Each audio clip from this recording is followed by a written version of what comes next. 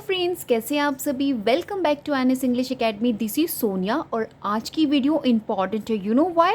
Because आज मैं top 10 Indian English writers लेकर आई हूँ। In fact I will suggest you कि उन 10 नंबर्स ऑफ राइटर्स से आपको वो कौन कौन से इंपॉर्टेंट टॉपिक्स हैं, कौन से राइटर्स के थीम्स देख के जाने हैं, किस राइटर्स के वर्ड क्रोनोलॉजी आपको देख के जानी है, और वो कौन से राइटर्स हैं जिनका आपको डिटेल्ड समरी उनका जो टेक्स्ट का है उसे स्टडी करना है। सो ओवरऑल जितना भी मैं टॉप 10 आपको इंडियन इंग्लिश राइटर्स सजेस्ट करूंगी, सबसे पहले तो इस चीज़ को ध्यान में रखिएगा कि यहाँ से आपको डेफिनेटली क्वेश्चन मिलेगा। जैसे कि आप स्क्रीन पर देख सकते हैं, Bhabani Bhattacharya most important Indian English writer. और आपको पता होना चाहिए जो भवानी भट्टाचार्य थे, he was one of the important novelist in Indian English literature. Active थे specially during the mid 20th century. As I mention here the timeline 1906 to 1988 and he wrote is socially committed. इनकी जो writings थी associated थी socially committed novels, okay, जहाँ पर ये बात करते थे history, politics, social realism and Gandhian ideology. Basically overall आप ऐसा बोल सकते हैं कि इनका जो वर्क्स थे he deeply reflected all the topics जो भी अभी मैंने आपको सजेस्ट किए।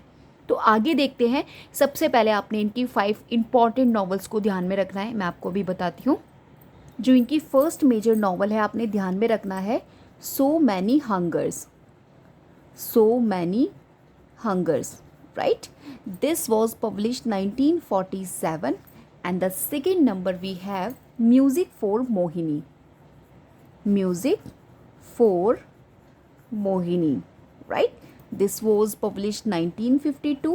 And number 3 we have He Who Writes Tiger, right? This published 1955. And number 4 we have a goddess named Gold, right? This was 1960 publication. And number 5 we have Shadow from Ladakh. Shadow from Ladakh. अब आपने क्या करना है, ये जो 5 major novels मैंने आपको भी सजेस्ट किए, इन 5 नॉवेल्स का जो आइडिया है, चलिए मैं 1 बाय 1 पहले आपको बता देती हूँ। Because first Bhavani Bhattacharya most relevant है एग्जाम पॉइंट ऑफ व्यू से। तो इनका जो सो मैनी हंगर्स है दैट इज़ 1947 पब्लिकेशन। और इसका जो एक थीम है अगेंस्ट है, बैकड्रॉप आप बोल सकते हो, बंगाली जो फेमाइन आया था ना 1943 में। अगर आपने स्टडी किया हो और नहीं भी किया तो इसको ध्यान रखना कि बंगाल फेमाइन आया था 1943 में, उसके रिगार्डिंग ये नॉवल है आपका। और इसमें क्विट इंडिया मूवमेंट जो 1942 का है रिगार्डिंग दैट, ठीक है। तो these 2 things mention in this novel, क्योंकि यहाँ से आपको क्वेश्चन बनने के कंप्लीट चांसेस हैं और यहीं से आपको क्वेश्चंस मिलते हैं, राइट? नेक्स्ट आपका जो म्यूजिक फॉर मोहिनी है, यहाँ पे जो नॉवल है ये फोकस कर रहा है on the class between tradition and modernity. तो कहीं ना कहीं ट्रेडिशन एंड मॉडर्निटी पर बेस्ड है ये नॉवल, जहाँ पर लाइव बताई गई है मोहिनी। मोहिनी जो आपके टाइटल में है no, that is the protagonist of the novel. A western educated girl होती है जो एडजस्ट करती है to her traditional husband's household. किस तरीके से वो एडजस्ट करती है, ईच एंड एवरी डिटेल आपको नॉवल के अंदर बताया गया है। If you are interested so please go and just summarize this novel. Next we have He Who Rides Tiger. ये इनका 1955 पब्लिकेशन है। इसका जो स्टोरी है, जो प्रोटैगनिस्ट इसके अंदर एक तो कालो है। अच्छा, यहाँ से आपको कैरेक्टर बेस्ड, मैंने कैरेक्टर पर बेस्ड भी novel not novel actually video upload किया था, उसका भी मैं सेकंड पार्ट आपको अपलोड करूँगी। But really you need to understand first your major writers. जो इंडियन इंग्लिश लिटरेचर में आपसे राइटर्स पूछे जाते हैं, उसके बाद उनकी वो कौन कौन सी नॉवल्स हैं जहाँ से आपको कैरेक्टर्स प्रिपेयर करने हैं, then I will discuss about it, okay. So he who rides tiger, इसमें एक कालो नाम का प्रोटैगनिस्ट है जो एक ब्लैक स्मिथ, राइट, डिस्गाइज कर लेता है अपने आप को as a Brahmin priest to expose caste hypocrisy.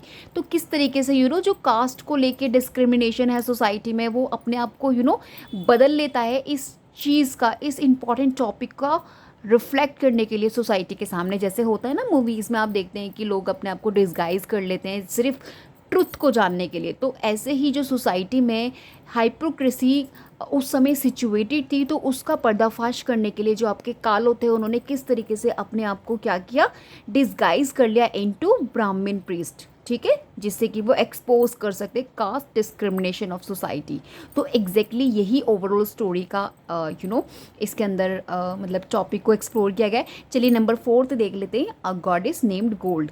यहाँ इस नॉवल में जो इनकी 1960 में पब्लिश हुआ है, इसमें आपका जो नॉवल है ना वो इंडिया का जो इंडिपेंडेंस था 1947 उसके अराउंड जो टाइमिंग था इसके अंदर सेट किया गया है।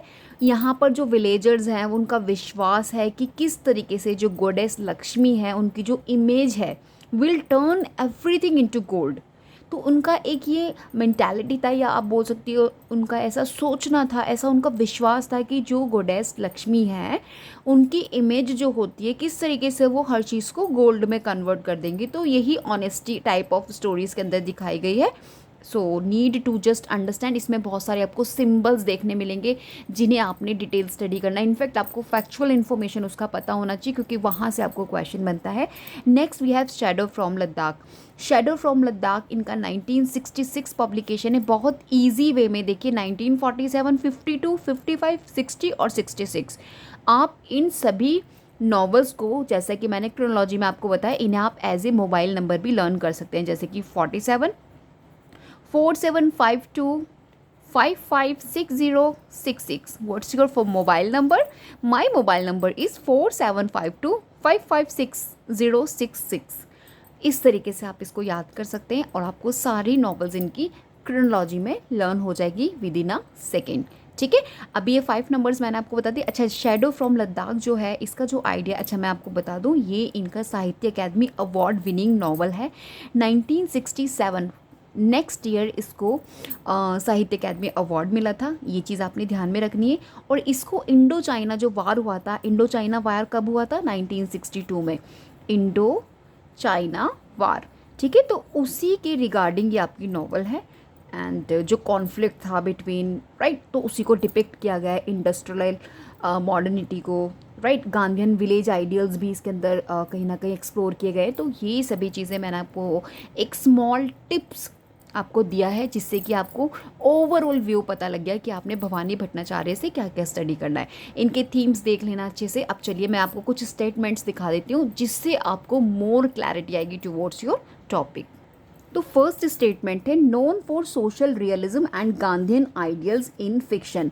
अभी मैंने आपको पीछे फ्रेंड्स बताया कि जो इनका शैडो फ्रॉम लद्दाख था, जो इनका साहित्य अकादमी अवार्ड विनिंग वर्क था 1966 पब्लिकेशन, उस वर्क में इन्होंने गांधीयन विलेज आइडियल्स को रिप्रेजेंट किया है। That's why this statement gonna regarding Bhabani Bhattacharya's writing. तो ये जो स्टेटमेंट्स हैं आपको कहीं ना कहीं एक फैक्चुअल इनफैक्ट आपको डिटेल एक्सप्लेनेशन देंगे टुवर्ड्स योर राइटर जिसके बारे में आप स्टडी कर रहे हैं, क्योंकि एग्जाम्स में आपको स्टेटमेंट बेस्ड क्वेश्चंस मिलते हैं, देयर इज़ नो डाउट। तो अकॉर्डिंगली मैं आपको प्रिपेयर कराने की कोशिश कर रही हूँ। सो प्लीज़ जस्ट सजेशन जो भी मैं आपको दे रही हूँ इन सभी चीज़ों को आपने फॉलो करना है। So many hungers 1947, this is the first novel written by Bhabani Bhattacharya, was his first novel set during Bengal famine. अभी मैंने आपको फ्रेंड्स पीछे बताया कि ये बंगाल फेमाइन के बारे में। अच्छा, बंगाल फेमाइन जो था वो कौन सी ईयर में हुआ था, आपको इस चीज़ का भी ध्यान रखना है, that is 1943, okay, 1943। And quit India movement के बारे में भी इसमें बताया गया है। तो ये दोनों चीज़ें आपको इस पर्टिकुलर नॉवल से ध्यान में रखना है कि ये जो नॉवल में क्या क्या चीज़ें बताई गई हैं, क्योंकि क्वेश्चन आपको यहीं से बनते हैं। He who rights a tiger, that was 1954, he who rights a tiger, ठीक है, 1954। सो फ्रेंड्स, ये जो इनका ही हु राइड्स अ टाइगर 1954, अभी पीछे मैंने आपको 55 ईयर पब्लिकेशन बताया था, तो यहाँ पे थोड़ा लिटिल बिट कन्फ्यूज़न है। सम रिसोर्सेज में 1954 मेंशन है and some of the resources जो डिक्लेयर करते हैं कि दैट वाज पब्लिश 1955। तो यहाँ से आपको कंफ्यूज नहीं होना है, 1944, 54 एंड 1955, ओके।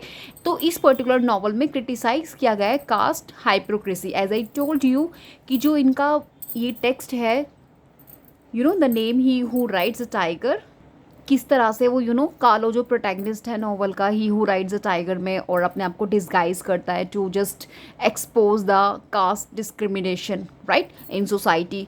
तो as it talked about, Now next point number 4 we have often uses hungry, poverty and political operations as theme. We have talked about it कि जो आपके भवानी भट्टाचार्य हैं ये अपने राइटिंग्स में kinds of topics like Hungary, poverty, political operations, kinds of themes को include करते हैं, राइट? तो क्लियर हो गया यहाँ पे। नंबर 5 पॉइंट्स देख लेते हैं। He wrote during India's independence, yes, movement and early post independence era. तो देयर इज़ नो डाउट, अगर आप इनका टाइमलाइन जस्ट चेकआउट करेंगे 1906 टू 1988, सो क्लियर आपको हो जाएगा कि he actually wrote during India's independence movement as well the early post independence era, right? Next, number 6 point we have, he promotes non-violence and human dignity. As I told कि ये Gandhian ideal पर based और कहीं ना कहीं influence से, तो that's why he actually in favor of non-violence, right? His characters often suffer due to unjust social system. भाई कालो एक एग्जाम्पल के लिए, अगर मैं ही हूँ राइट्स में जो कालो है, और एक जो मोहिनी मैंने आपको बताया किस तरीके से she adjust her traditional husband, तो ये सभी आपको क्या दिखता है कि उनका जो प्रोटैगनिस्ट है उनकी नॉवेल्स के, वो अनजस्ट फील कर रहे हैं because of the social system, right? Next we have number 8, literature as a medium for social reform. According to Bhabani Bhattacharya ये बोलते हैं कि जो लिटरेचर होता है, और ये बात बिल्कुल ट्रू है, हमारा जो लिटरेचर होता है, कोई भी literature I am talking about, जो वर्ल्ड लिटरेचर या जिस भी कंट्री का लिटरेचर होता है, literature as a medium for social reform, वो कहीं ना कहीं एक मीडियम बन जाता है सोशल रिफॉर्म का। Next we have deeply influenced by Tagore and Gandhi. आपको ये चीज़ें ध्यान में रखनी है क्योंकि यहाँ से आपको क्वेश्चन बनते हैं, एग्जामिनर आपको कोई भी पॉइंट इन अ एरर वे में दे देंगे एंड आपको रिकॉग्नाइज करना है कि कौन सा स्टेटमेंट राइट है और रॉन्ग है। उसके लिए आपने 10 और 12 और 15 स्टेटमेंट्स अपने पर्टिकुलर राइटर्स को लेके सिक्योर करने, और ट्रस्ट मी फ्रेंड्स, ये जितना भी स्टेटमेंट्स में यहाँ पर मैंने सिक्योर किया है as a notes of mind, ये आपको बहुत हेल्प करेगा। यहीं से अराउंड आपको जो एग्जामिनेशन में क्वेश्चन मिलेंगे वो इसी अराउंड मिलेंगे। ओके, नेक्स्ट टॉपिक और not actually point we have, his fiction blends historical facts with fictional narratives. Yes, this is right regarding Bhavani Bhattacharya. इनकी जो fictions हैं उसमें आपको blendings मिल जाएगी, historical facts with fictional narratives. Next we have combines journalistic realism with moral vision. ये क्या करते थे, कंबाइन करते थे जर्नलिस्टिक जो रियलिज्म है उसको moral vision, perspective, he just blending in his writings. Major short stories जैसे ग्लोरी एट टू लाइट, अब आपको ये भी पता होना चाहिए कि इनकी ये शॉर्ट स्टोरी है और इट इज़ नॉवल, तो ये जो टाइटल है ग्लोरी एट टू लाइट, ये इनका शॉर्ट स्टोरी है, मेजर शॉर्ट स्टोरी आप बोल सकते हो। अच्छा, ये हम लोगों ने स्टडी कर लिया point 12। Next we have less symbolic more action oriented narratives. तो आपके जो भवानी भट्टाचार्य हैं इनकी नॉवेल्स, इनकी राइटिंग्स में आपको लेस सिम्बॉलिक्स तो मिलेंगे, जैसे कि अभी मैंने आपको पीछे बताया था जो एक गोल्ड, इनका एक नॉवल अभी हमने बताया था अ गॉडेस नेम्ड गोल्ड, जिसमें मैंने बताया था किस तरीके से जो लक्ष्मी गॉडेस हैं उनको इमेज को ऐसा कंसीडर किया जाता है कि सब कुछ गोल्ड में टर्न हो जाएगा। तो ये क्या था, दैट इज़ सिम्बलाइज। तो आपको इनका लेस सिम्बॉलिज्म मिलेगा, मतलब हर नॉवल में आपको इनके सिम्बल्स नहीं मिलेंगे बट लेस मिलेंगे, लेकिन they are really important for exam. More action oriented narratives, जितना भी इनका नॉवेल्स होता है, राइटिंग्स होती है, उसमें आपको मोर एक्शन ओरिएंटेड नैरेटिव्स देखने मिल जाएगा। Recurrent use of famine and hunger as metaphors, देखिए इन्होंने मेटाफर की तरह यूज़ किया है किसको, फेमाइन को एंड हंगर को, as he mention in his both title of the novel. एक तो आपका हंगरी को लेकर टाइटल था और एक आपका फेमाइन पर बेस्ड था, सो मैनी हंगर्स लेकर, right. Famous for detective style and social commentary, famous हैं ये आपके डिटेक्टिव स्टाइल को लेकर एंड सोशल कमेंट्री को लेकर।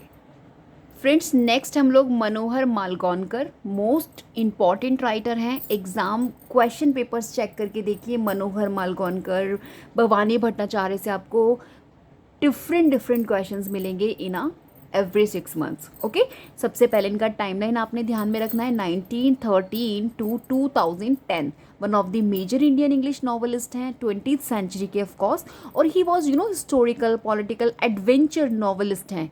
डीपली इनका इन्फ्लुएंस आपको देखने मिलेगा। हिज बैकग्राउंड, क्योंकि एज एन आर्मी ऑफिसर, ये आपका अगर मैं इनके बैकग्राउंड की बात करूँ मनोहर मालगोनकर की, तो ये associated with the army officer. This why इनकी जो नॉवेल्स हैं उसमें आपको ब्लेंडिंग्स मिल जाएंगी, history, politics and social realism and adventure. तो अगर आपसे क्वेश्चन यहाँ पे बन सकता है कि वो कौन से राइटर हैं आपके इंडियन इंग्लिश राइटर जिनका बैकग्राउंड एसोसिएटेड है विद आर्मी ऑफिसर, या जो एसोसिएटेड है विद आर्मी ऑफिसर, सो आप इजीली आंसर कर सकते हैं मनोहर मालगोनकर। तो यही चीज़ें आपने प्रिपेयर करनी है अपने माइंड में। चलिए, मैं अब आपको इनके बारे में तो बता दिया, अभी मैं आपको इनके कुछ नॉवल सजेस्ट करूँ, क्योंकि आपको in examination of your NET examination and other competitive exams of literature Manohar Malgonkar की नॉवल की क्रोनोलॉजी भी आपसे पूछी जाती है, और मेजर नॉवेल्स आपने देखनी है। सिर्फ कौन कौन सी देखनी है, आई will suggest you. Friends, first number आपने इनका देखना है distant drum. Distant drum, right? This was 1960 publication. And the second novel we have Combat of Shadow. Combat of Shadow, right? This was published 1962. And the third one we have The Princess, sorry, ठीक है, The Princess। Female होते हैं, इनकी मैं story अभी आपको इसका idea बताऊंगी, इंपॉर्टेंट है सभी। Number 4 and most important, I am just putting stars here because this novel asked in examination every 6 months, a bend in gangs.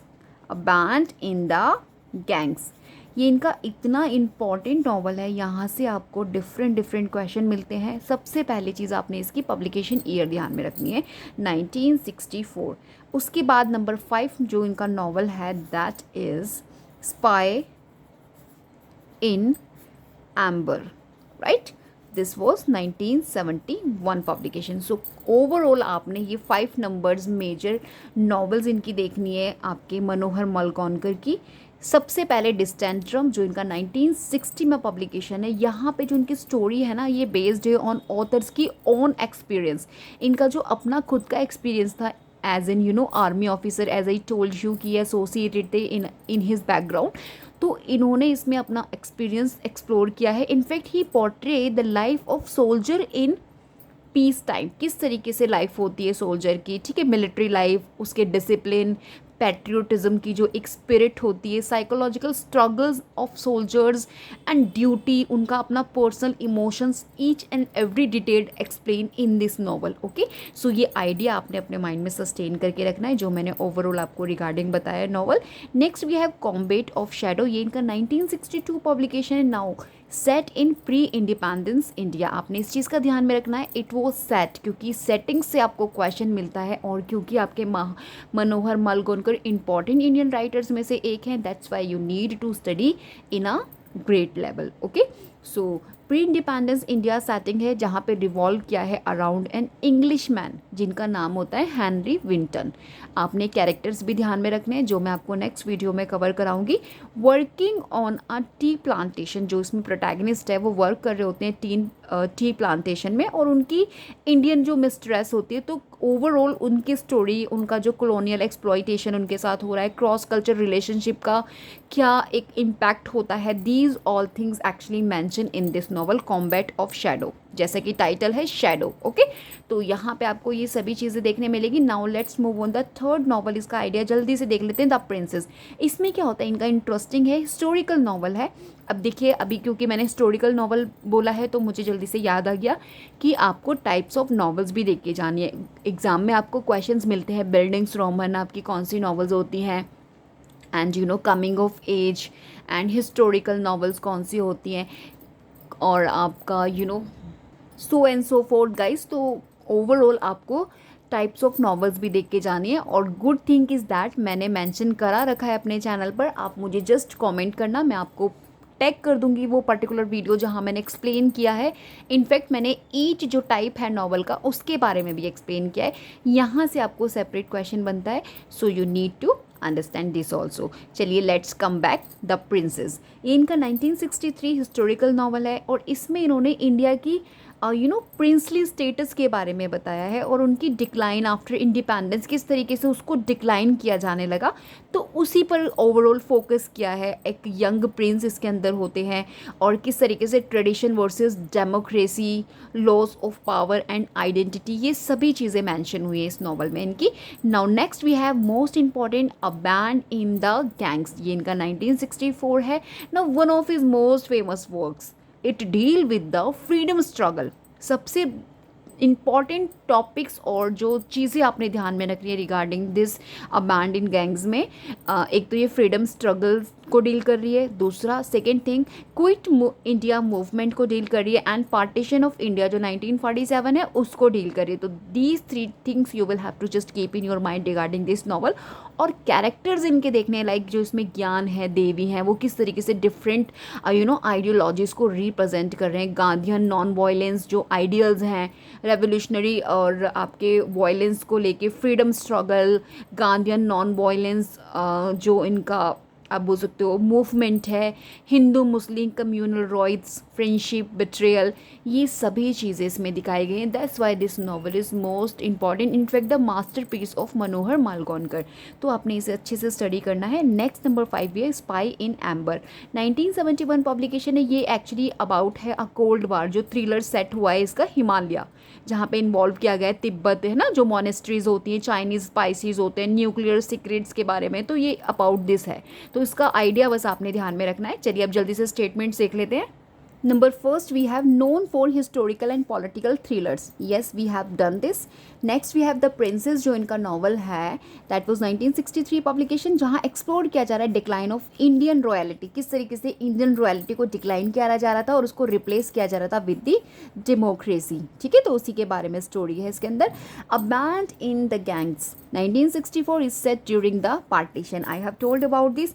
Combines adventure with history, आपको देखने मिल जाएगा in the writings of Manohar Malgonkar. Also wrote on British army life in India. वो कौन सी novel थी जो इनकी British army की लाइफ के बारे में थी, अभी मैंने आपको पीछे बताया था, बताइए मुझे। यस, डिस्टेंट ड्रम, जो 1960 में पब्लिश हुआ है, जिसमें मैंने आपको बताया था इन्होंने अपना ओन एक्सपीरियंस एक्सप्लोर किया है। ठीक है, तो next we have interested in military honour, violence and justice, because भाई he belongs to army officer, that's why his characters are often morally ambiguous. जो इनके आप कैरेक्टर्स देखेंगे, अभी पीछे हमने देखा जो अभी भवानी भट्टाचार्य के जो कैरेक्टर्स थे वो कहीं ना कहीं सफ़र कर रहे थे सोशल अनजस्ट जो उनके साथ हो रहा था, और यहाँ पे आपने देखा कि जो आपके मनोहर मालगोनकर करें, इनके जो मेन कैरेक्टर्स होते हैं नॉवेल्स में वो मॉरली एम्बिगस होते हैं। तो ये डिफरेंसेस आपको ध्यान में रखने हैं और इसी तरीके से आपने प्रिपेयर करना है अपने आप को, क्योंकि यहीं से आपको क्वेश्चंस बनते हैं। Now the next 8 number point we have themes of national identity and freedom पर बेस्ड है। येस हैं। Shows colonial and post colonial conflicts, yes, क्योंकि आपके जो मनोहर मालगोनकर है 1913 टू 2010 तक इनका टाइमलाइन है। It means he actually active during independence, so that's why आपको इसका जो एक झलक है इनकी राइटिंग्स में देखने मिल जाएगा। डिस्टेंट ड्रम इनका 1960 is a semi autobiographical army novel. I have talked about it. और मैं आपको बता दूं फ्रेंड्स, नॉवेल्स को लेकर आपकी कौन सी ऑटोबायोग्राफी है, यहाँ से भी आपको क्वेश्चन एग्जामिनेशन में मिलता है। So to answer this particular topic को क्लियर करने के लिए आपके पास एक प्रॉपर लिस्ट होना बहुत ज़रूरी है, जो लिस्ट मैं ऑलरेडी सजेस्ट कर चुकी हूँ all the viewers of mine. If you are interesting, just comment me so that I will also take that particular video of mine so that you guys can also secure autobiographies, जितनी भी आपके novels हैं that are associated or categorized in the category autobiography, you will also sustain. Okay? तो आपका one of distant drop, ये भी आपका एक सेमी ऑटोबायोग्राफिकल आर्मी है। इसमें आपको एलिमेंट्स मिल जाएंगे and uses fact based realistic pros use करते हैं। ये deals with dilemmas of loyalty and betrayal, highlight करते हैं चेंजिंग पावर स्ट्रक्चर्स पोस्ट 1947 के, किस तरीके से चेंजिंग पावर स्ट्रक्चर्स हो रहे थे। Also historian and columnist and fiction as historical and reconstructions। तो ये सभी इंपॉर्टेंट मैंने आपको फैक्ट्स बता दिए, 15 numbers of regarding Manohar Malgonkar along with 5 major novels he wrote. Now let's move on the next one. So guys next we have Arun Kolatkar. अभी जो भी एस्पिरेंट्स सेकेंड या थर्ड टाइम अटैम्प्ट कर रहे हैं UGC NET exam, they are really familiar कि Arun Kolatkar, Manohar Malgonkar, Bhabani Bhattacharya, how important for exam point of view. Arun Kolatkar से तो क्वेश्चन भी आया था इनके जेजूरी से, ठीक है, जो अभी आपका लास्ट टू लास्ट जो 7 जनवरी को एग्जाम हुआ था यूजीसी नेट का, तो वहाँ पे डायरेक्ट आपको क्वेश्चन मिला था फ्रॉम द अरुण कोलाटकर की जेजूरी से, ठीक है. तो इसी तरीके से आपको क्वेश्चन मिलते हैं. तो ये वही सारे राइटर्स हैं, ट्रस्ट मी, जहाँ से आपको डेफिनेटली क्वेश्चन एग्जाम में मिलता है. तो इन्हें तो आपने किसी भी कीमत पे छोड़ना नहीं है, इनको सबको आपने प्रिपेयर करना है. Let's talk about Arun Kolatkar. So Arun Kolatkar आपके one of the most influential bilingual poet हैं. इस चीज़ का आपने ध्यान में रखना है, बिलिंगुअल पोएट है, right. Marathi and Indian English. Now please keep in your mind वो कौन सी लैंग्वेज है, Marathi and Indian English, okay. And post independence period से बिलोंग करते हैं, as I told you the timeline of 1932 to 2004. And he is best known for his ironic, humorous and modernist style. इनका modernist style था, humorous था, ironic tone थी, and for bridging folk tradition with urban modernity. तो कहीं ना कहीं ये क्या करते थे, एक ब्रिज क्रिएट करते थे between the folk tradition and the urban modernity. Now this thing you will have to just sustain in your mind, क्योंकि यहाँ से आपको स्टेटमेंट बेस्ड क्वेश्चन मिलते हैं. Now let's talk about the major works written by Arun Kolatkar first, then we will move towards the statements. So guys सबसे पहले from the Arun Kolatkar से मैं आपको जेजूरी बताऊंगी, Jejuri, okay. This is most important English poetry collection है. What exactly it is, this is the English poetry collection. इस चीज़ का आपने ध्यान में रखना है. 1976 won the Commonwealth poetry prize. Commonwealth poetry prize भी इस पर्टिकुलर इनके पोइट्री कलेक्शन को मिला है in the year 1977. This thing also keep in your mind. ये इनका एक्चुअली सीरीज़ है ऑफ 31 पोएम्स. तो टोटल इसमें 31 आपको पोएम्स मिल जाएंगी. एंड अबाउट है वो पिलग्रिमेज टाउन जो जयजूरी, जो कहाँ पर आपका सिचुएटेड है, महाराष्ट्र में, known for the temple of Khandoba, okay, Khandoba. This thing you will have to just keep in your mind, okay. And जो इसमें बेसिकली थीम्स हैं इनके पोइट्री कलेक्शन में, this is associated with religious superstitions, pilgrimage as both spiritual and absurd, irony, satire, और आपको towards rituals आपको मिल जाएंगे, कॉमन पीपल, उनका faith, rational outlooks, kinds of themes आपको मिल जाएंगे. ये आपका इनरिच है इन सभी थीम से. Now let's move on the number second. This is काला घोड़ा poems. I am just writing here काला घोड़ा poems, right. What exactly it is, this is posthumous publish हुआ है इनका 2004. एंड ये भी इनका एक कलेक्शन है पोएम्स का जो इनका सेट हुआ है काला घोड़ा. ये जगह का नाम है जहाँ पे इसको सेट किया गया है. नेबरहुड है एक्चुअली साउथ मुंबई, और यहाँ पे सिटी लाइफ, अर्बन और आपके urban life, poverty, beggars, street dwellers, इन सभी के बारे में, पोस्ट कॉलोनियल जो सिटी स्कैप था, irony, compassion for marginalize lives के रिगार्डिंग इनका ये पोइट्री कलेक्शन है. तो आपको इस चीज़ का ध्यान में रखना है कि इनका जो भी पोइट्री कलेक्शन मैं आपको बता रही हूँ regarding which particular themes. Next we have Sarpa Satra. I am just writing, let me space first, okay. So number third we have Sarpa, right. This is R. Let me erase first. I have everything actually. Sarpa मेरे notes हैं, that's Y मैं इनको ना pencil से लिखती हूँ जिससे कि मैं बाद में इरेज भी कर सकूँ, क्योंकि मुझे डिस्ट्रीब्यूट करने होते हैं ना टू मेंबर्स ऑफ माइंड. सो 19, ये इनका जो सारपा सात्रा है दैट इज़ 1970s एक्चुअली. ये इनका पब्लिश हुआ है, मीन्स आप बोल सकते हो 2004 इन इंग्लिश में हुआ था. ओरिजिनली इसको इन्होंने मराठी में लिखा था, मराठी, राइट. एंड इसमें क्या है, इस पर्टिकुलर में आपको महाराष्ट्र एपिसोड जो किंग हैं, राइट, उनके सेक्रीफाइस के बारे में, violence and political allegory, myth, right, modern relevance, violence in modern society, mythology पर बेस्ड है इनका जो ये कलेक्शन है बेसिकली. तो इस चीज़ का आपने ध्यान में रखना है. Let's move on the number next. बड़े अजीब अजीब से नेम हैं इनके. सो फ्रेंड्स, अरुण कोलाटकर से अगर आप ज़्यादा आपने इंपॉर्टेंस देना है टूवर्ड्स जेजुरी देना, और अगर आपको पॉसिबल हो जाए तो जो इनकी 31 मैंने पॉइम्स अभी बताए, तो उनमें से कुछ इंपॉर्टेंट जो इनकी पोएम्स हैं, उन सभी पोएम्स के टाइटल आपने देखने हैं। ये चीज़ आपने ध्यान में रखनी है। और मोस्ट इम्पॉर्टेंट की थीम्स, जितनी भी कोलाटकर की पोइट्रीज़ हैं, जैसे कि religious superstitions, urban realism, myth reinterpretations, irony, satire, bilingual creativity की बात करते हैं as a theme in his works, इन चीज़ों को आपने ध्यान में रखना है। चलिए अब मैं आपको स्टेटमेंट्स की तरफ मूव ऑन करती हूँ। तो फ्रेंड्स, फर्स्ट हमारा है bilingual poet who wrote in Marathi and English. Jejuri इनका 1976 में मिला, पब्लिश हुआ था पोएट्री कलेक्शन 31 जिसमें पोएम्स हैं। Won the Commonwealth poetry prize, जो इन्हें कब मिला था, 1977 में। ठीक है, अब next we have Jejuri is based on a pilgrimage to a holy site. This is right. Merge spirituality and modern disillusionment. Yes, इन्होंने merge किया है कहीं ना कहीं spirituality को between modern disillusionments. Minimalize किया है इन्होंने ironic tone को. Use free words and fragmented imagery. Influenced थे by beat poets and modernists. अब ये आपके literary movements में भी study beat poets and modernists जो मैं आपको cover करा चुकी हूँ. You need to understand these also in a separate way because from this also you get separate question in your exam. So let's move themes, faith, decay, myth and modernity you can see in the works of Arun Koladkar.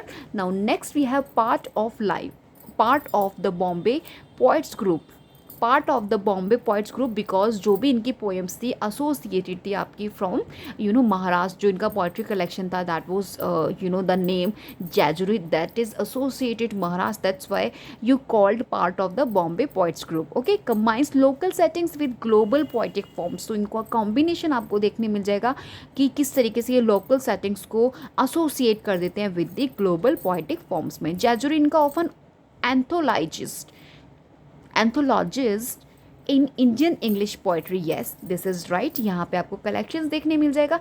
And known for spare style and drive it, spare style और drive it आप अगर समझते हो तो मतलब minimum words होते हैं और उसका मैक्सिमम इम्पैक्ट होता है। कोई भी चीज़ों को कम शब्दों में इस तरह से समझा देना उसका एक कंप्लीट आइडिया माइंड में सेट हो जाए, that is the technique which is called spare's style, जो आपके कोलाटकर यूज़ करते थे। अब यहाँ से कंफ्यूज मत होइएगा, इस वर्ड को आपने की वर्ड कंसीडर करके अपने माइंड में सस्टेन करना है। यहीं से आपको क्वेश्चन फ्रेंड्स एग्जाम्स में बनते हैं और आप यहीं पर चूक कर जाते हैं और आप गलत आंसर टिक कर देते हैं, right.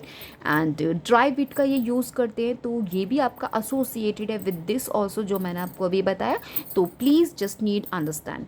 Usage landscape as a metaphor for spiritual emptiness and experimental post modern approach, highly quoted in UGC NET poetry modules, जैसा कि मैंने आपको बताया था most relevant exam point of view से।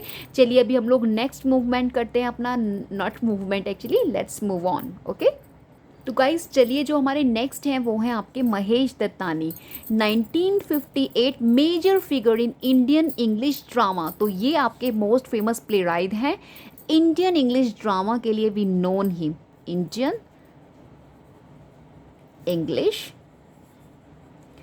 Drama, right. तो क्योंकि आपके प्ले राइट हैं, अच्छे अच्छे ड्रामाज इन्होंने लिखे, इंपॉर्टेंट लिखे जो आपसे एग्जाम्स में पूछे जाते हैं। Mahesh Dattani most important and relevant है। He is India's first playwright writing in English to receive the Sahitya Akademi award in 1998। This is a big thing you must know about Mahesh Dattani. ये आपके वो पहले प्ले राइट हैं इंग्लिश, जो इंग्लिश में लिखते हैं और जिन्होंने रिसीव किया है साहित्य अकेडमी अवार्ड 1998 में for his play final solution and other plays. इन जो इनके इंपॉर्टेंट ये प्ले हैं final solution and other plays, इसके लिए इनको साहित्य अकेडमी अवार्ड 1998 में मिला था। Okay, this thing you just keep in your mind. And he best known for tackling contemporary urban issues, जितने भी कंटेम्प्रेरी अर्बन इश्यूज़ हैं लाइक जेंडर हो गया, सेक्सुअलिटी हो गया, कम्युनलिज्म हो गया, फैमिली हो गया, कॉन्फ्लिक्ट्स हो गया, आइडेंटिटी हो गया, इन्हें बहुत अच्छे से टैकल कर लेते हैं। That's why we know him on a great level. Okay, so इसीलिए आप इनको बोल सकते हो कि आपके महेश दत्तानी जो है रियलिस्टिक हैं येट सिम्बॉलिक ड्रामा।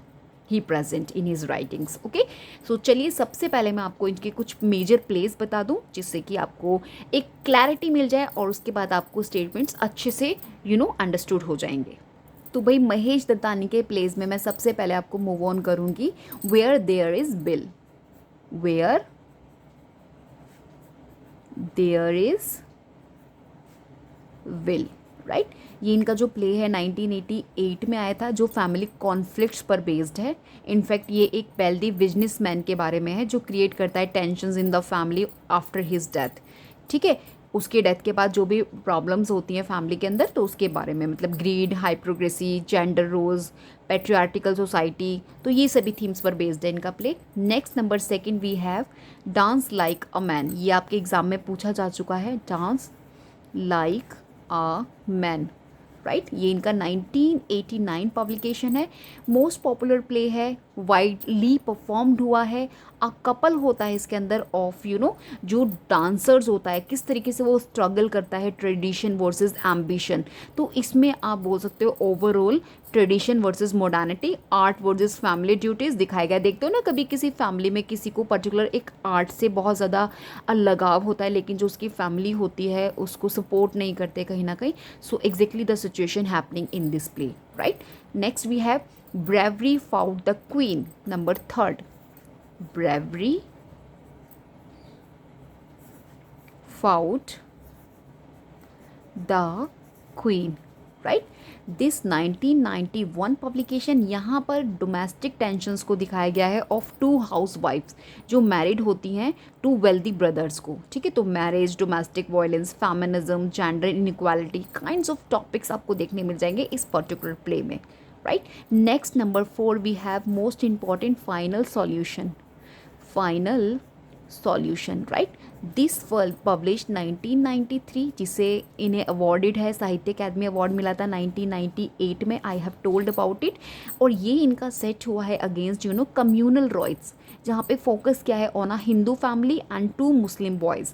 तो overall communalism, religious intolerance, prejudice and stereotype, India's factual identity, types of themes based हैं इस पर्टिकुलर प्ले में। That's why this most popular play written by Mahesh Dattani. Okay, next number 5 मैं आपको बताऊंगी पारा, जो नॉट पारा एक्चुअली तारा, जो हम लोगों ने अपने जो मास्टर्स हम लोगों ने स्टडी किया था, अपना एमए किया था, वहाँ पे हमने इसको स्टडी किया था। मोस्ट इम्पॉर्टेंट है 1990 में, दैट वाज रिटन, और इसको पब्लिश किया था, परफॉर्म हुआ था, स्टेज हुआ था ये 1995 में एक्चुअली। ठीक है, तो इस चीज़ का आपने ध्यान में रखना है। इसमें आपको कंजॉइंट ट्विंस मिल जाएंगे, तारा एंड चंदन, जो सेपरेट हो जाते हैं एट बर्थ पे। इसमें भी आपको जेंडर बाइस देखने मिलेगा कि किस तरीके से कि जो फीमेल होता है, बेबी होता है, उसको मारने के लिए बोल दिया जाता है, और क्योंकि उन दोनों में से अगर एक की जान बचानी होती थी तो किस तरीके से वो मेल जो चाइल्ड होता है उसको फेवर करते हैं in comparison to female child, लेकिन होता अपोजिट है ना। तो जेंडर डिस्क्रिमिनेशन इसमें दिखाया गया है, फैमिली बिट्रेयल दिखाया गया है, और फेट एंड सोशल प्रिजुडाइज इसमें दिखाया गया। मोस्ट इंपॉर्टेंट प्ले है Tara. Okay, I have studied it in a detailed manner. जब मैंने इसको स्टडी किया था, और मेरा बहुत अच्छे से अटैम्प्ट हुआ था जब मैं मास्टर्स अपना कर रही थी, ड्यूरिंग दैट डेज, जब मेरे को फ्रॉम द तारा से क्वेश्चन मिला था, डिस्क्रिप्टिव क्वेश्चन, तो मैंने उसमें बहुत अच्छे से डिस्क्राइब किया था ईच एंड एवरी डिटेल जो भी प्लेस में थी। अभी बहुत time back actually this is the story about, क्योंकि इन द ईयर 2015 में मैंने अपना क्वालिफाई किया था masters. Now let's move on the status, जो भी हमारा इंपॉर्टेंट है, लेट्स टॉक अबाउट। फ्रेंड्स, अब मैं आपसे जो भी स्टेटमेंट्स यहाँ पे सजेस्ट करूँगी ना, आपको बहुत जल्दी से क्लियर हो जाएंगे, क्योंकि आपने इनके सभी मेजर प्लेस देख लिए। तो first Indian playwright in English to win Sahitya Akademi award 1998, this thing just keep in your mind. Final solution इनका 1993, जो डील करता है विद कम्युनल टेंशंस, अभी हमने बात कर लिया है। तारा 1995 जो आपका पब्लिश हुआ था, एक्सप्लोर करता है जेंडर डिस्क्रिमिनेशन को, yes we have done this. Dance like a man critic करता है पैट्रियार्की एंड फैमिली कॉन्फ्लिक्ट्स को, this is also right, I have talked about it. Blends आपको देखने मिलेगा traditional themes with modern settings, often stage taboo subjects आप समझते हैं ना, जैसे LGBTQ, disability, gender, most relevant हैं। ओके, क्योंकि एग्ज़ाम में आपको यहाँ से भी क्वेश्चन मिलते हैं, and you never know, I have talked about this also in my videos. If you like want So just comment me, I'll just tag that particular video of mine. Okay. Next uses monologues and split stage techniques, ये use करते हैं. अभी आपने इन keywords को ध्यान में रखना है. Monologues and split stage technique को यूज़ करते हैं आपके महेश दत्तानी. थीम्स आपको identity, tradition versus modernity, societal roles आपको देखने मिल जाएंगे. Language is contemporary and urban according to Mahesh Dattani. Bravery for the queen, यहाँ पे इन्होंने एड्रेस किया है gender role and domestic violence को. Known for psychological depth, his plays are regularly included in UGC NET drama section. Hope you understand the importance of this playwright. You can just imagine कि इनके जो pledge हैं, जो आपका drama section से जो questions आपको फ्रेम होते हैं एग्जामिनेशन में, तो महेश दत्तानी ज़रूर इंक्लूड होते हैं. राइट. तो जितने भी मैंने 5 नंबर्स आपको इनके बताए थे, वैसे we have more. On a muggy night in Mumbai, ये भी इनका इंपॉर्टेंट है, जो इनका फर्स्ट ओपनली गे प्ले है. यहाँ से भी आपको क्वेश्चन आ चुका है, मैं भी आपको लिख दूंगी ये. ठीक है. सबसे पहले हम स्टेटमेंट्स देख लें. Writes for both stage and radio and symbolism and realism को एग्जिस्ट इन हिज ड्रामा, आपको देखने मिल जाएगा. इंडियन थिएटर आइकन है इन इंग्लिश लैंग्वेज के. ओके. अभी जो मैं आपको इनका प्ले बता रही थी, on a muggy night in Mumbai. ठीक है. दिस प्ले मोस्ट इम्पॉर्टेंट 1998 में, ये इनका फर्स्ट ओपनली गे प्ले है. फर्स्ट ओपनली गे प्ले. ठीक है. ये इनका माना जाता है क्योंकि यहाँ पे एक्सप्लोर किया है the lives of homosexual men in India. तो homosexuality, stigma, hidden identities, sexual freedom, societal repressions kind of topics इसके अंदर मेंशन हुए. So this is important. Okay. Need to just study in a detail manner. We have more actually, but अगर आप इन सभी को कर लेते हैं तो सबसे अच्छी चीज़ है, आप एक तो क्रोनोलॉजी के क्वेश्चन अटैम्प्ट कर लेंगे. दूसरा, अगर आपको महेश दत्तानी के थीम्स को लेके या इनके आइडियाज़ को लेके कोई क्वेश्चन मिलेगा तो आप उसको अटैम्प्ट, तो ओवरऑल आपका 70% जो है सिक्योर हो गया, अगर आप इतनी चीज़ें जो मैंने आपको बताई है इनको डन कर लेते हैं. Okay. Let's move on the next one. देखिए, तोरू दत्त जो नेक्स्ट वन है एंड मोस्ट इम्पॉर्टेंट है. सबसे बड़ी चीज़, एक तो बहुत शॉर्ट लाइफ इनों का था, और शॉर्ट लाइफ था लेकिन बहुत ज़्यादा इन्फ्लुएंस थी. तोरू दत्त, इनका जो टाइमलाइन 1856 और 1877, one of the earliest and most important poets थी इन इंडियन इंग्लिश लिटरेचर. और आपको मैं बता दूँ, तोरू दत्त जो राइटर्स की क्रोनोलॉजी से आपको क्वेश्चन मिलता है, राइटर्स क्रोनोलॉजी, तो यहाँ से आपको क्वेश्चन मिला था. And Toru Dutt one of this question. तो मतलब जो ये आपको क्वेश्चन क्रोनोलॉजी से आपके एग्जामिनेशन में मिला था, तो तोरू दत्त वो प्रेजेंट देयर, तो मतलब इनको भी इंक्लूड किया था. इनकी भी आपसे टाइमलाइन पूछी थी, how she important for exam point of view. तो इसी तरीके से आइडिया लगता है जो आपका एग्जामिनर है ना, यूजीसी नेट, जो आपको क्वेश्चन फ्रेम करते हैं. तो अगर आप इसी चीज़ों को ध्यान में रखेंगे, छोटे छोटे स्टेप्स को, ट्रस्ट मी, ये आपको लीड करता है टुवर्ड्स योर सक्सेस. इनफैक्ट आपको JRF विन करने में बहुत हेल्प करता है. राइट. तोरू दत्त को आपने स्टडी करना है डिटेल में, बहुत इंपॉर्टेंट है ये आपकी earliest and most important points में से एक है इंडियन इंग्लिश राइटर में. शी लिव्ड ओनली 21 ईयर्स, लेकिन उनकी जो पोइट्री थी placed her as a pioneer of Indian women writing in English. Now how importance to study Toru Dutt. She actually also wrote in French. आपको पता है इन्हें फ्रेंच भी बहुत अच्छे से आती थी. She learn it, showing her wide cultural reach. अभी देखो इनका टाइमलाइन, जब ये बिलोंग करती थी उस समय इन्होंने फ्रेंच सीखा था. और biggest thing is that she women. Right. तो कहीं ना कहीं she represent the power of women in writings, in poetries specially I am talking about in Indian English literature. चलिए अभी इनके कुछ वर्क्स देख लेते हैं, पहले मेजर वर्क्स, उसके बाद let's move on the statements. So जो सबसे फर्स्ट वन मैं आपको इनका बताऊंगी, a sheaf gleaned in French field. This 1876, ये इनका एक कलेक्शन है of translations of French poetry into English. तो बेसिकली कुछ फ्रेंच पोएट्रीज़ हैं जिसे इन्होंने इंग्लिश में ट्रांसलेट किया था, तो वही कलेक्शन का नाम है a sheaf gleaned in French fields, जो इनका पब्लिश हुआ था कलकत्ता में. और first volume of poetry in English by an Indian women. Most important facts मैंने आपको रिगार्डिंग दिस पर्टिकुलर कलेक्शन बताया, so just keep in your mind. एक तो ये फ्रेंच पोइट्री का ट्रांसलेशन है इनटू इंग्लिश, और फर्स्ट वॉल्यूम पोइट्री है English by an Indian woman, romantic lyricism, love, nature and मिलंकोली, cultural bridge, French और English, Indian readership, ये सभी टॉपिक्स पर बेस्ड है, ठीक है। Number second we have ancient ballads and legends of Hindustan. Ancient ballads and legends of Hindustan, right? This published posthumously 1882. What exactly it is? This is also the collection of poems जहाँ पे retail किया गया है Indian myth, legends and Puranic stories को, right?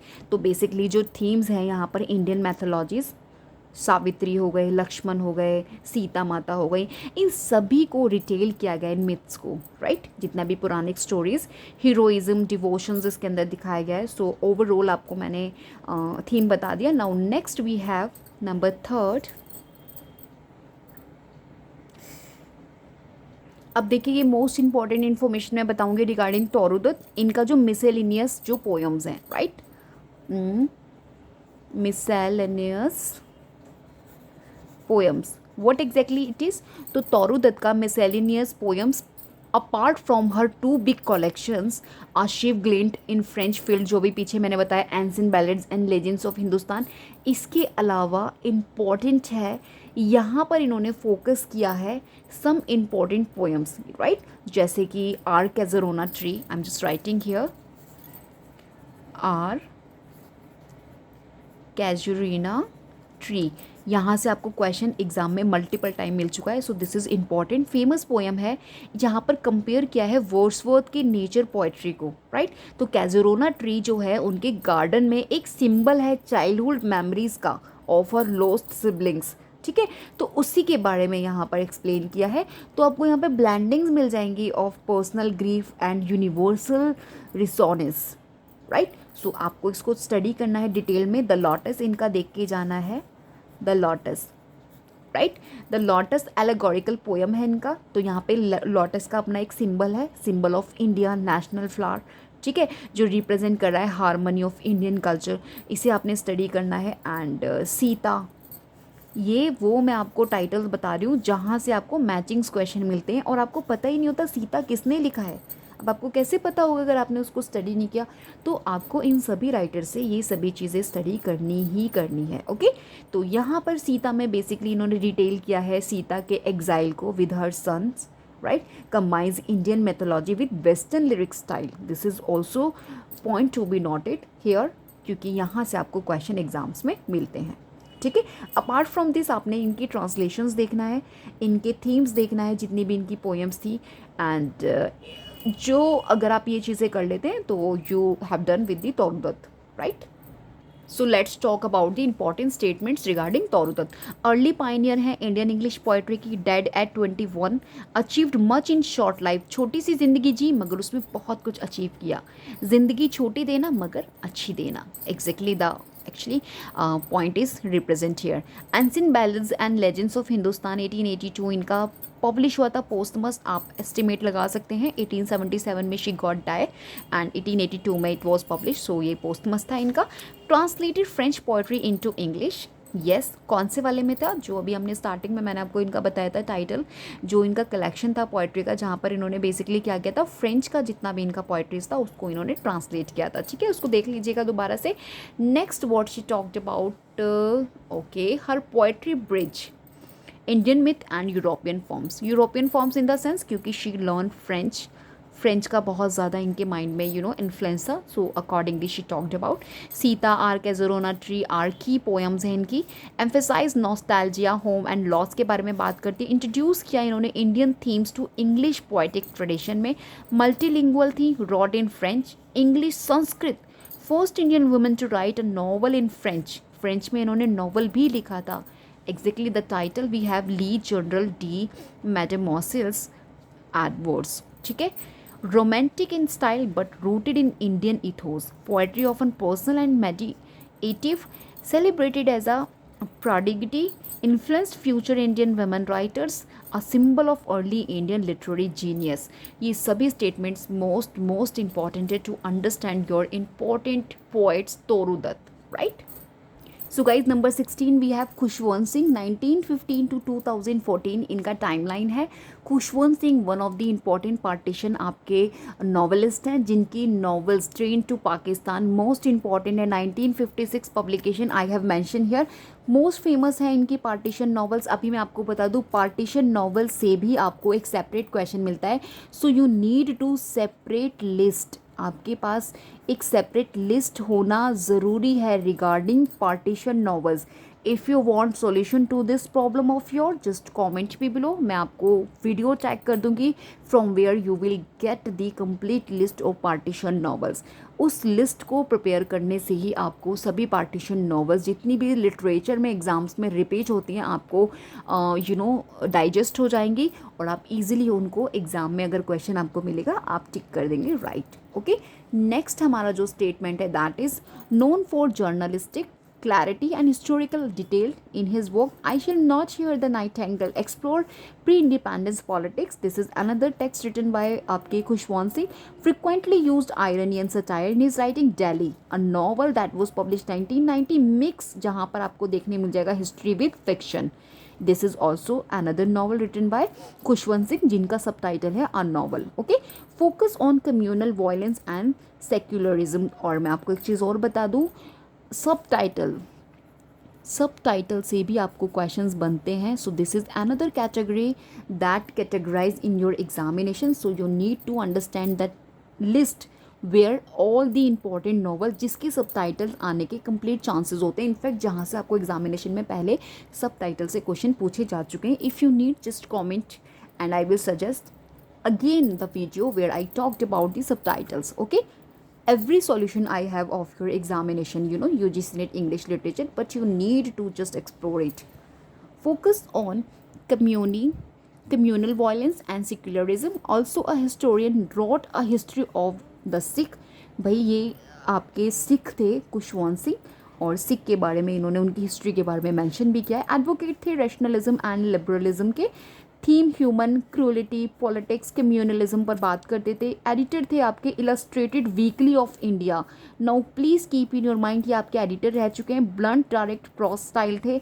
Autobiographical truth love and a little malice. This is also written by him and he advocate peace between India and Pakistan. His writing often includes erotic and controversial themes. One of India's most read English language. Next friends, number 17 we have A.K. Ramanuj 1929-1993. Most important poet हैं, translator हैं, essayist हैं and फॉकलोरिस्ट हैं. यहाँ से A.K. Ramanuj से आपको statements question exams में often मिलते हैं जहाँ से आपको ये 4 और 5 नंबर्स स्टेटमेंट्स दे देते हैं. You will have to recognize whether it is right और wrong. So you need to just understand each and every factual information regarding A.K. Ramanuj.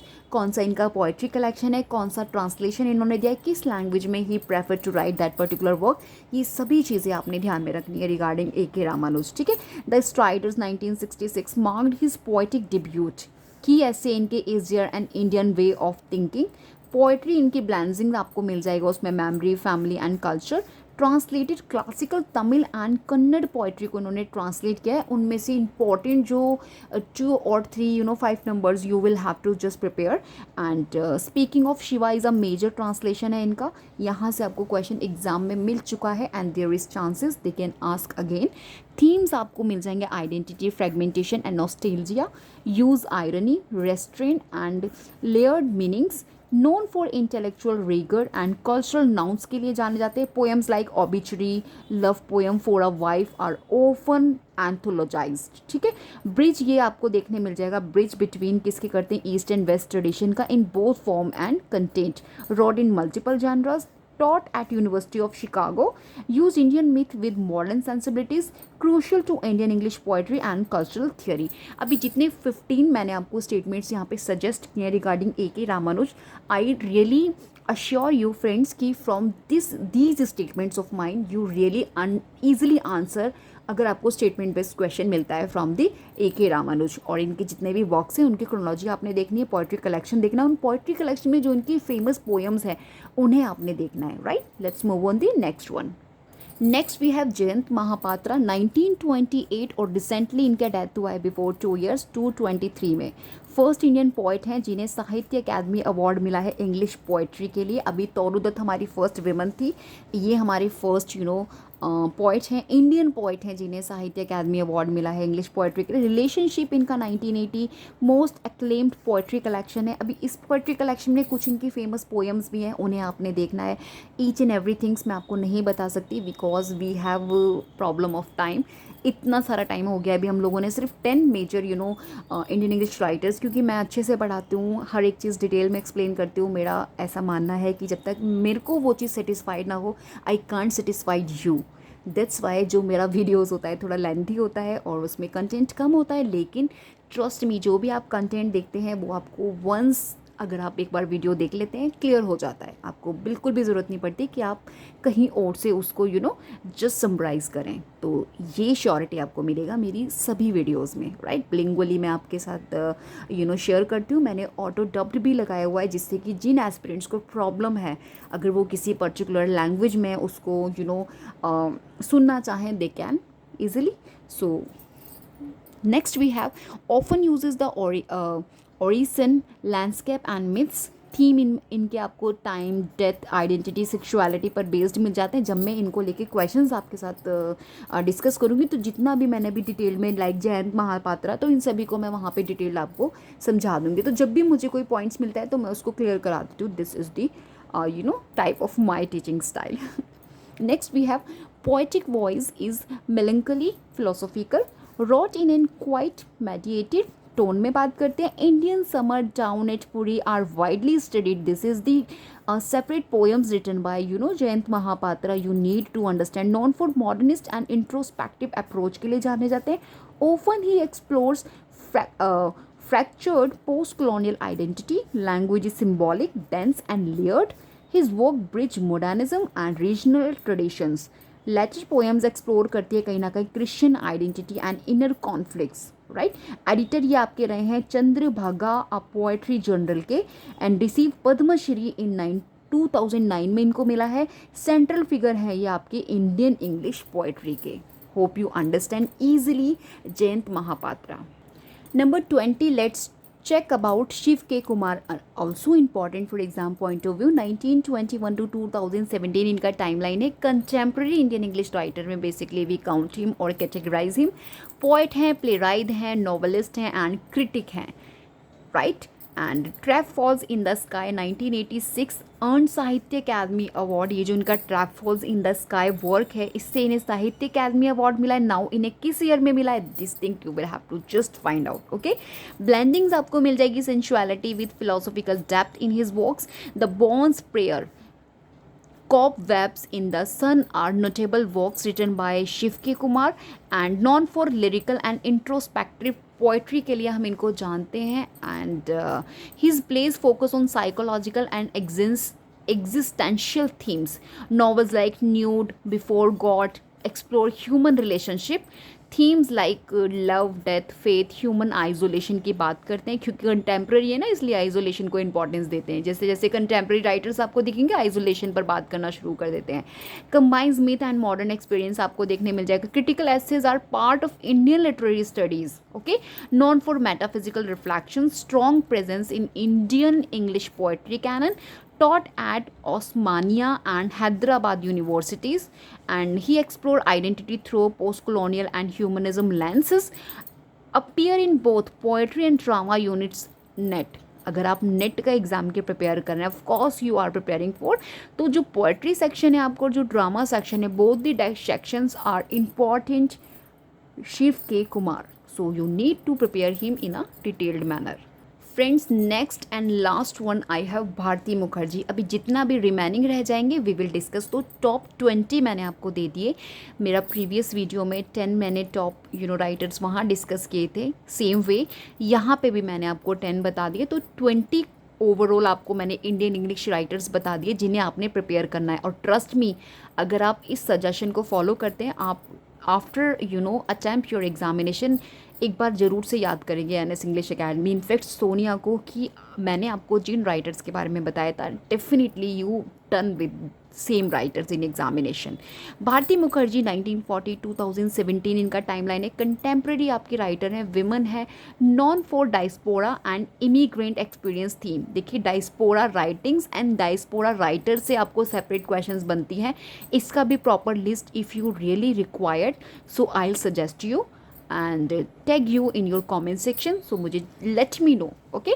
next jasmine, इनका important work है 1989 in is her most acclaimed novel है The Tiger's Daughter 1971 explore return and alienation। यहाँ पे आपको उन daughters के नाम याद रखने हैं। जैस्मीन भी आपको अच्छे से स्टडी करना है क्योंकि यहाँ से आपको summary based questions मिलते हैं। born in Kolkata and settled in the USA, who Bharati Mukherjee, okay, जिसकी मैं बात कर रही हूँ। ये वाइफ इनका वर्क था 1975, डील करता है मैरिटल अब्यूज़ एंड इमिग्रेशन से। Themes identity, assimilation, cultural shock आपको देखने मिल जाएगा। Desirable daughter most important text है इनका। Miss New India, reflect modern India, uses multiple voices and fragmented narrative associated with American multiculturalism. Explore करती हैं gender, migration and agencies को। First Indian American to win National Book critic circle award, right, she was the first Indian American to win national book। इनका आप ना जो ये आपकी भारती मुखर्जी, इनका कोई जो स्टेटमेंट्स या इनका इंपॉर्टेंट स्पीच आप सुनिएगा, आपको पता लग जाएगा कि क्या है ये पर्सनालिटी, और फिर उसके बाद इनके वर्क्स पढ़ना, आपको एक अलग ही डिटेल्ड एनालिसिस मिलेगा इनके वर्क्स में, राइट।